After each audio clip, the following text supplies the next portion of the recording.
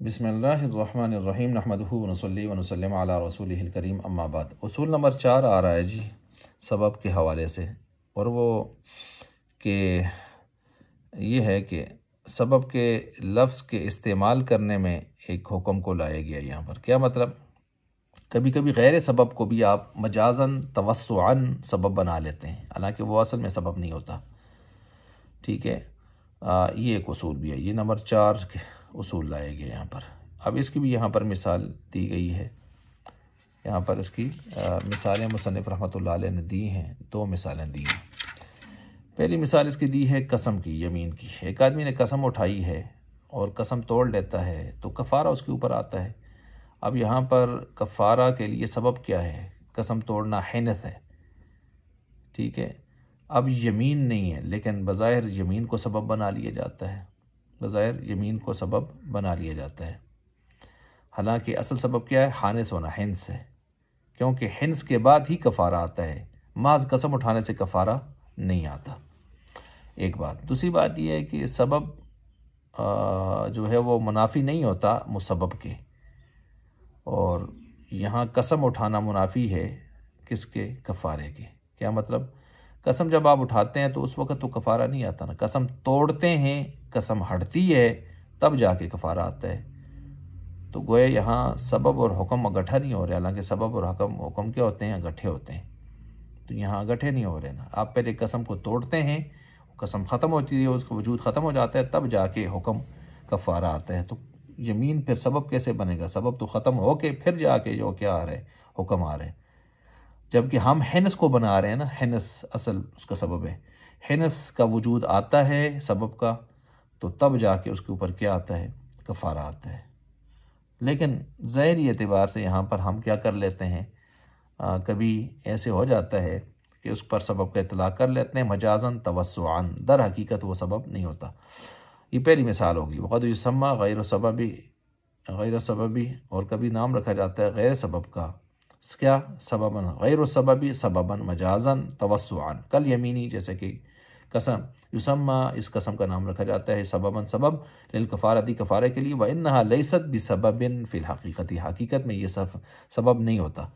فإن السبب لا ينافي وجود المسبب، کیونکہ سبب نہیں، یہاں پر سبب جو ہوتا ہے وہ منافی تو نہیں ہوتا نا، متصادم مخالف تو نہیں ہوتا کس کا؟ مسبب کے وجود کا۔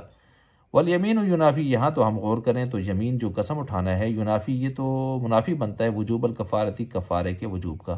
کفارہ آتا ہے، قسم ٹوٹتی ہے، تو سبب ختم ہوتا ہے اور ادھر سے مسبب آ رہا ہے، حکم آ رہا ہے، تو یہ کیسے ہو سکتا ہے؟ فإن الکفارۃ، پس بے شک کفارہ یہاں پر انما تجب، وہ تو واجب ہوتا ہے بالحنث، حنث کے ساتھ، اور حنث میں تو قسم ٹوٹ جاتی ہے، تو گویا حنث کا وجود آ جاتا ہے، تو اصل میں وجود جس چیز کا آتا ہے وہ سبب، وہی اس کے لیے سبب بنتا ہے، وہ حنث ہے۔ وبہ، اور اسی حنث کی وجہ سے ینتہی الیمین، یمین اخیر کو پہنچتی ہے۔ اچھا جی، چلیں جی آگے وکذالک سے دوسری مثال یہاں پر تعلیق۔ دیکھیں بھائی، تعلیق الحکم بالشرط، تعلیق کو حکم کا سبب بنانا، کسی وقت سبب بنانا، کسی بھی وقت اگر اس کو بناتے ہیں آپ، تو یہ توسعاً اور مجازاً ہوگا۔ اس بات کو سمجھیں، تعلیق حکم کا سبب جو بناتے ہیں ہم نا، حکم کا سبب، حکم کیا ہے؟ مثلا ایک آدمی کہتا ہے تو فلاں گھر میں داخل ہو گئی، تو طلاق، یا تو آزاد غلام کو کہتا ہے، باندی کو کہتا ہے، تو یہ آزاد اور طلاق کا جو حکم ہے، یہ حکم جو ہے وہ یہاں پر تعلیق کو، یہ جو ہم نے کہا داخل ہو گئی تعلیق، اس تعلیق کو یہاں پر حکم کا سبب مجازاً بنایا گیا ہے، اصل سبب نہیں ہے۔ کیوں؟ سبب اور حکم آپس میں جمع ہوتے ہیں، اور جبکہ یہاں پر تعلیق جو ہے، اگر اس کو آپ سبب بناتے ہیں اور حکم، یہ آپس میں جمع نہیں ہو پاتے۔ کیسے نہیں ہو پاتے؟ یہ دونوں تو آپس میں منافات ہیں، آپس میں ان کی منافات ہے۔ کیسے؟ اس لیے سبب اور حکم آپس میں منافی نہیں ہوتے، یاد رکھیں۔ کیوں؟ یہاں آپ جو کہتے ہیں کہ تعلیق کو ہم سبب بنائیں گے، تو تعلیق کو کیسے سبب بنائیں گے؟ تعلیق جب تک رہے گی، یعنی تعلیق جب تک قائم رہے گی کہ تو داخل ہو اس گھر میں تو تجھے طلاق، تو داخل نہ ہوگی تو تعلیق قائم رہے گی، تو پھر طلاق کیسے آ سکتی ہے؟ حکم کیسے لگ سکتا ہے طلاق کا؟ اور جب داخل ہو جائے گی تو تعلیق ٹوٹ جائے گی، پھر حکم آئے گا۔